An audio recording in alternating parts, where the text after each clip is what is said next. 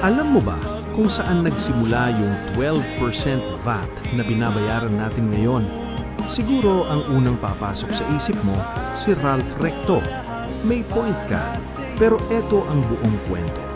Noong early 2000s, nahaharap ang Pilipinas sa matinding fiscal crisis. Baon sa utang ng gobyerno at may banta na ma-downgrade sa junk status ang credit rating natin.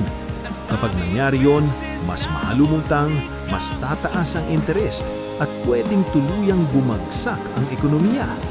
Kaya noong 2005, ipinatupad ang Expanded Value Added Tax o EVAT.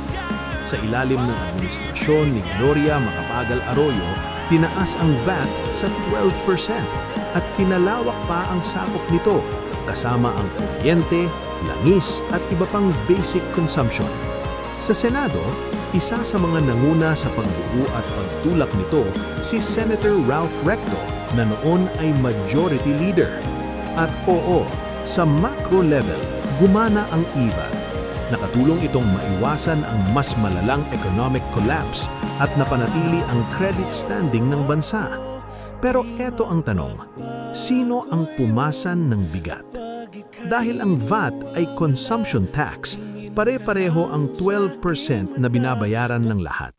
Pero hindi pare-pareho ang epekto. Sa mayayaman, halos hindi ramdam.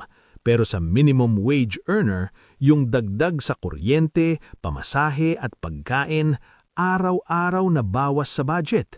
Hindi mo man makita sa statistics, ramdam mo sa pang-araw-araw na buhay.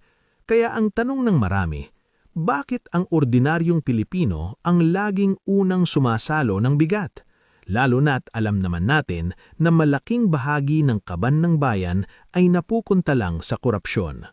Ngayon, may mga panukala na babaan ang VAT bilang alternatibo sa ayuda para direktang maramdaman ng tao ang ginhawa at hindi na dumaan sa sistemang prone sa nakaw. Pero may mga tumututol pa rin, kabilang si Recto. Ang paliwanag, kailangan ng gobyerno ng pondo. Pero para sa'yo, para ba talaga ito sa kapakanan ng bansa o paraan para panindigan ang desisyon niyang ginawa loon? Sa bawat krisis sa Pilipinas, iisa lang ang paulit-ulit na nangyayari. Ang taong bayan ang unang nag-a-adjust.